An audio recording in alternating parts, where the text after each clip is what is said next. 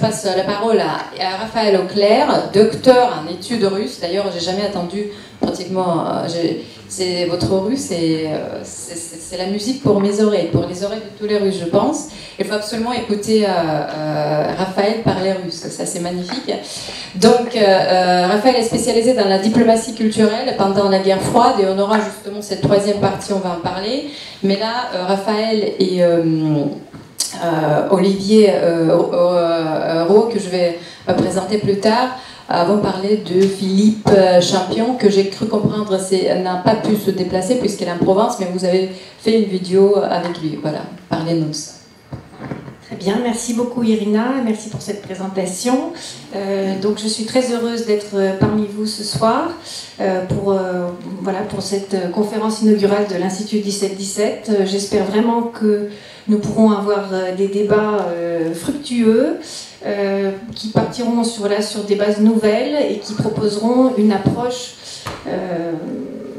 non conventionnelle de la Russie, car malheureusement, comme vous le savez, aujourd'hui le débat est extrêmement limité. Comme le disait Irina, il y a toujours ce mythe de la menace russe qui est constamment entretenu de manière souvent assez, avec mauvaise foi par beaucoup de médias. Donc nous espérons ce soir créer un espace de liberté, de franchise et d'amitié où nous pourrons parler des relations entre la France et la Russie.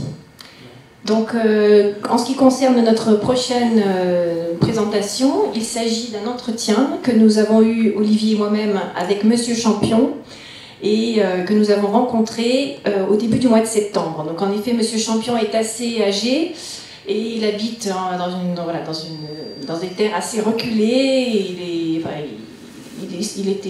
C'est assez difficile pour lui de se déplacer, même s'il est en pleine forme, mais voilà, le déplacement plus les contraintes sanitaires font que c'était plus simple pour lui qu'on le rencontre chez lui. Donc il nous a très aimablement accueillis et donc Olivier va vous dire précisément les circonstances assez exceptionnelles dans lesquelles il a rencontré Monsieur Champion.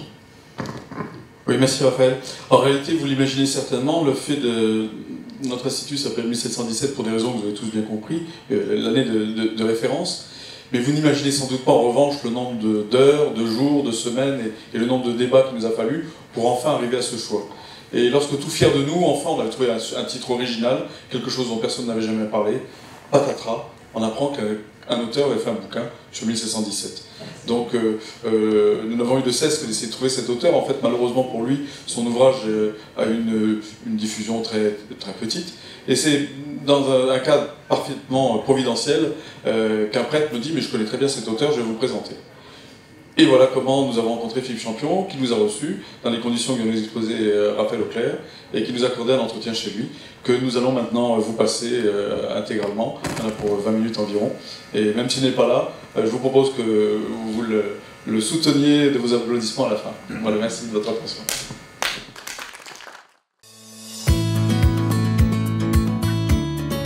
Bonjour, nous sommes aujourd'hui chez Philippe Champion, qui nous accueille pour parler de son livre Pierre le Grand chez Louis XV, qui est paru à l'occasion des 300 ans de la visite de Pierre le Grand à Versailles, qui était la première visite officielle d'un souverain russe en France et qui marque le début des relations diplomatiques de la France et de la Russie.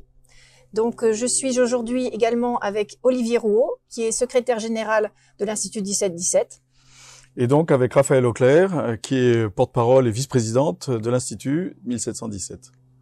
Philippe Champion, moi j'ai une première question à vous poser. Est-ce que vous pouvez nous présenter et nous raconter comment vous est venu cet intérêt, voire cette passion pour la Russie et pour l'histoire russe en général? Oui, il ne faut pas imaginer qu'il y ait une prédestination.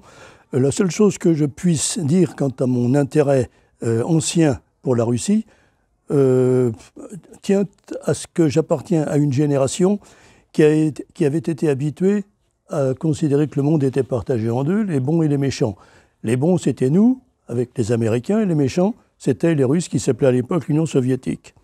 Alors, d'un côté, nous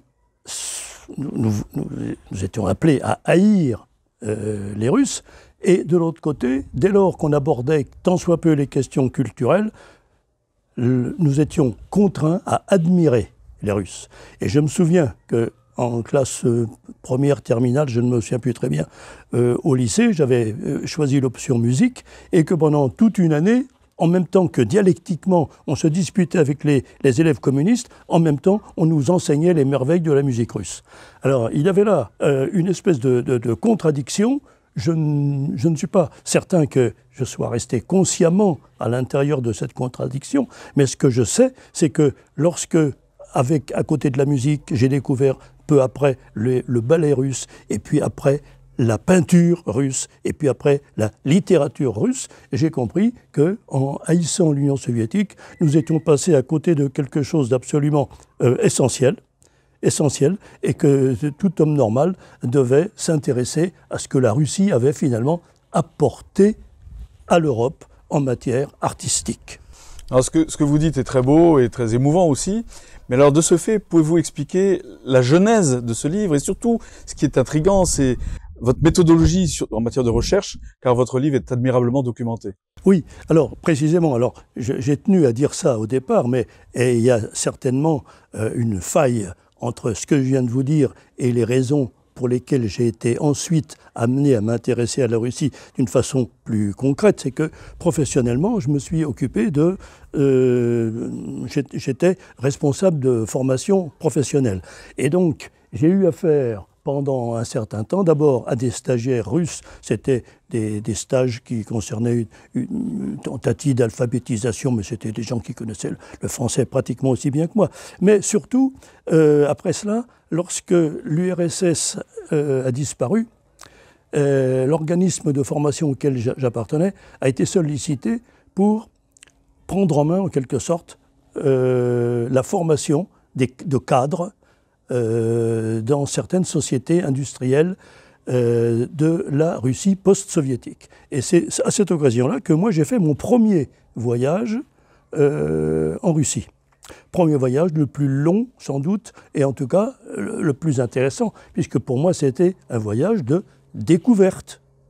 Et après ça, je suis retourné en Russie chaque année, et j'ai donc eu des relations très suivies avec les milieux artistiques, les milieux économiques, les milieux universitaires.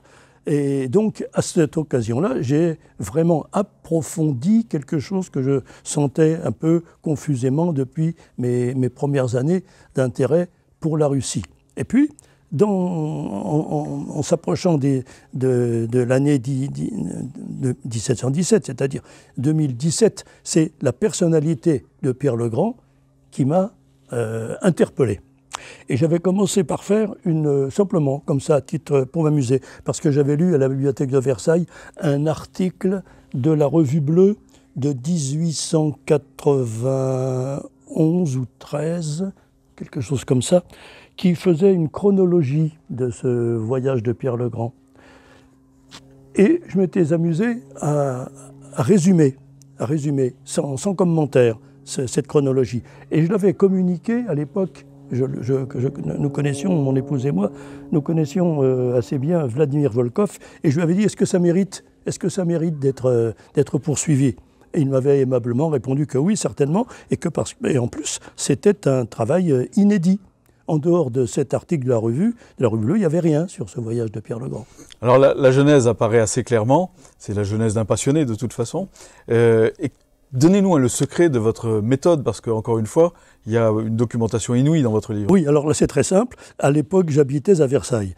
Et la bibliothèque de Versailles est la deuxième de France pour son fonds ancien. Et donc, la quasi-totalité de ce que j'ai consulté appartient au fond de la bibliothèque de Versailles. Et je me flatte d'être sans doute la seule personne de France actuellement vivante qui a lu la totalité de la presse concernant le voyage de Pierre le Grand. J'ai lu la totalité de la Gazette de France, qui s'appelait la Gazette tout court à l'époque.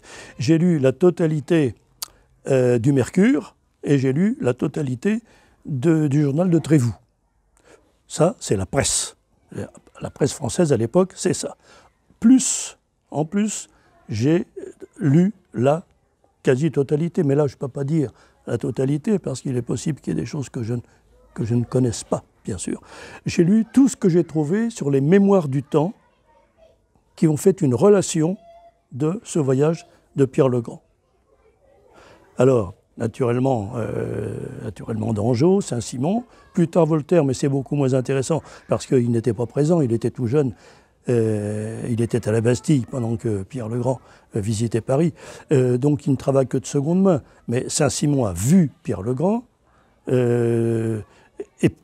Et puis d'autres, le père Furcy, etc., des gens qui ont vu Pierre le Grand et qui ont, à chaud, je peux dire, fait une relation de ce dont ils étaient témoins. J'ai lu tout ça.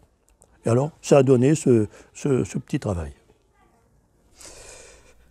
Dans votre ouvrage, vous décrivez très bien la mythologie qui entourait et qui entoure toujours jusqu'à maintenant ce personnage de Pierre.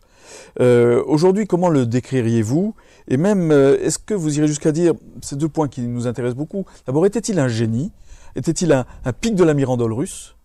Et puis d'autre part, aimait-il la France et les Français? Parce que notre sujet, c'est l'amour entre la France et la Russie. Ah, c'est une question extrêmement complexe. D'abord, était-ce un génie? Incontestablement. Si on appelle génie quelqu'un d'une intelligence supérieure, mais ce n'est pas tellement son génie qui m'a frappé, c'est l'universalité de sa curiosité. C'est absolument extraordinaire à quel point cet homme s'intéressait à tout. Il voulait tout voir, tout savoir, tout comprendre, et même tout faire. Autant d'admiration qu'on ait pour Louis XIV, ce qui est mon cas, j'imagine pas du tout Louis XIV s'occupant de travailler le bois. Je n'imagine pas Louis XIV voulant lui-même couper des têtes, comme Pierre le Grand a fait lors de la conjuration d'Austerlitz à son premier voyage à travers l'Europe. Il a une curiosité universelle. Quand il est venu en France, il s'est intéressé, je répète, à tout, absolument à tout. Il a vu tous les lieux les lieux scientifiques, tous les lieux scientifiques de France. Il a vu tous les lieux artistiques de France. Il a voulu s'imprégner de tout ce que la Russie n'avait pas et que lui voulait implanter en Russie. L'une des visites marquantes, c'est l'une des visites marquantes, parce que, en un certain sens, elles le sont toutes, mais je suis frappé par l'intérêt qu'il a porté, par exemple, à la manufacture des gobelins. Il s'intéressait en particulier à la tapisserie, et dans le cadre de la tapisserie, en particulier à la teinturerie. Il a posé des questions techniques, mais extrêmement fouillées à tous ceux qui travaillaient au Gobelin. Il a été à l'observatoire et il a demandé qu'on lui explique le fonctionnement de tous les appareils. Il est allé au Jardin des Plantes où on venait d'inaugurer les serres chaudes. Ça l'a passionné, les serres chaudes, et ainsi de suite. Et puis, oui, il y a une chose que je signale dans le livre, c'est que son intérêt scientifique a peut-être été déclenché lorsqu'il avait une quinzaine d'années, lorsque sa sœur, qui était la régente, avait envoyé en France une ambassade. Et il avait demandé à l'ambassadeur de lui rapporter un astrolabe.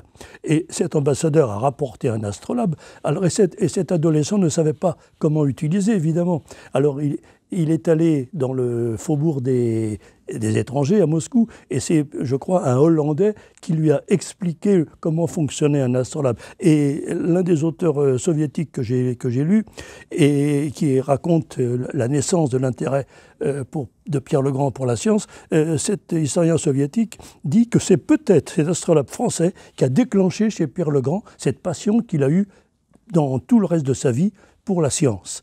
Et ici, quand il est venu à Paris, il a fait acheter, on a les factures, il a fait acheter des quantités d'appareils scientifiques, des compas, des télescopes, etc.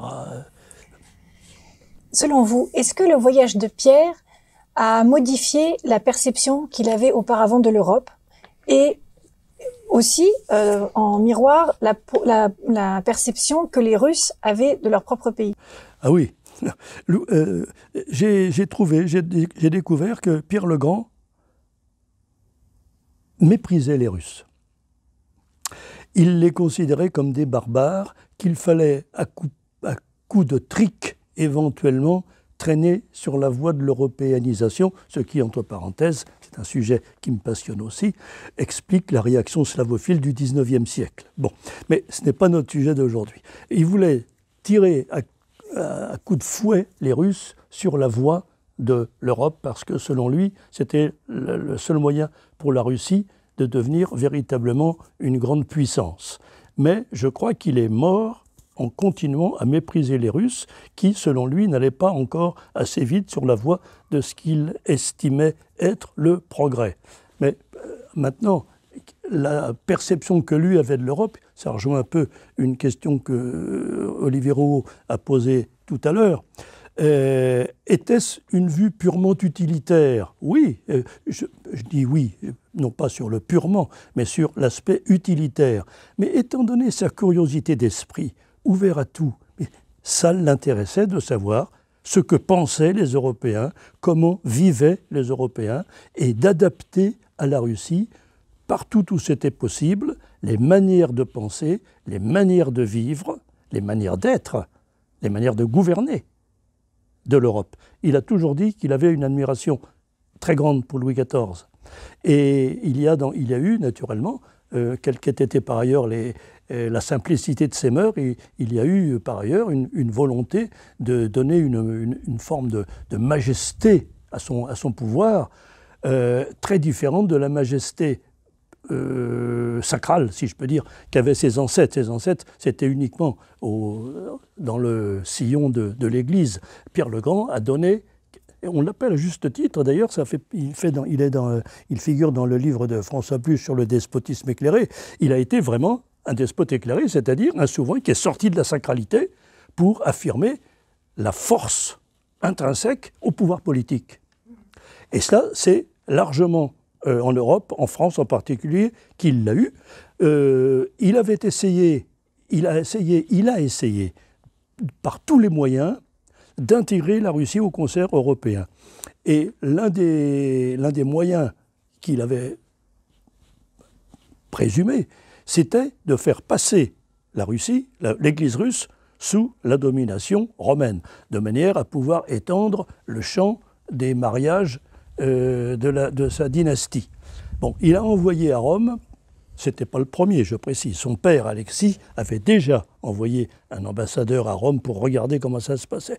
Mais Pierre le Grand a envoyé un ambassadeur, le prince Kourakine, pour essayer de voir les modalités selon lesquelles l'Église russe pourrait éventuellement passer sous la direction du pape. Mais au bout de 3 ans, 3 ou 4 ans, Kourakine dit « Surtout ne faites pas ça, parce que la curie romaine veut contrôler la politique. Donc, ce n'est pas la peine de continuer. Le pouvoir des rois n'a rien à voir avec le pouvoir sacré du pape. Et le pape se mêlera toujours de surveiller vos décisions politiques. Et je cite dans mon bouquin une phrase de Bossuet qui anticipe ce danger. Bossuet dit en substance, comment imaginer qu'on pourrait ramener sous l'obédience romaine des gens qui n'y sont pas, alors qu'ils savent qu'ils seraient dès lors sous la surveillance d'un pouvoir étranger. D'accord, très bien.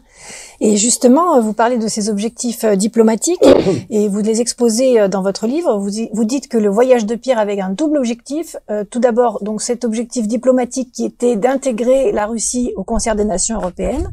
Il avait même précisément la stratégie de faire un retournement d'alliance, c'est-à-dire que la France, qui était l'allié de la Suède et de la Turquie, renonce à ses alliances en faveur de la Russie. Et il avait également un autre objectif qui était, comme vous l'avez évoqué, un objectif technique, c'est-à-dire qu'il voulait élargir ses connaissances personnelles et également recruter autant que possible des compagnons, des artisans et des artistes français pour qu'ils s'expatrient en Russie. Est-ce qu'on peut considérer que, au terme de ce voyage, ces objectifs ont été atteints ? Oui, alors certains oui, certains non. Alors pour la question diplomatique, dans son esprit, ça allait si loin, c'est qu'il avait projeté l'éventualité d'un mariage entre sa fille Élisabeth et éventuellement Louis XV. Sinon Louis XV, du moins un cousin Orléans de Louis XV. Bon, pour diverses raisons, ce mariage n'a pas pu se faire. Je trouve personnellement que c'est très fâcheux. Mais Élisabeth lorsqu'elle est devenue impératrice, elle est le 3e successeur de son père, lorsqu'Élisabeth est devenue impératrice, elle a entretenu d'excellentes relations avec la France, relations diplomatiques excellentes avec la France. Donc c'était pas entièrement perdu. Mais il se trouvait qu'en France, à l'époque où Pierre le Grand a fait ses avances, c'était donc le gouvernement de la Régence. Et le maître de la diplomatie, c'était le futur cardinal Dubois, lequel futur cardinal Dubois était inféodé aux intérêts anglais. Et pour des raisons propres à l'Angleterre, des raisons qui tenaient à la logique de la diplomatie anglaise, il ne fallait certainement pas que puissent se rapprocher deux puissances continentales de premier plan comme la France et la Russie. Le grand refrain, si j'ose dire, de la diplomatie anglaise, ça remontait au XVIIe siècle, c'était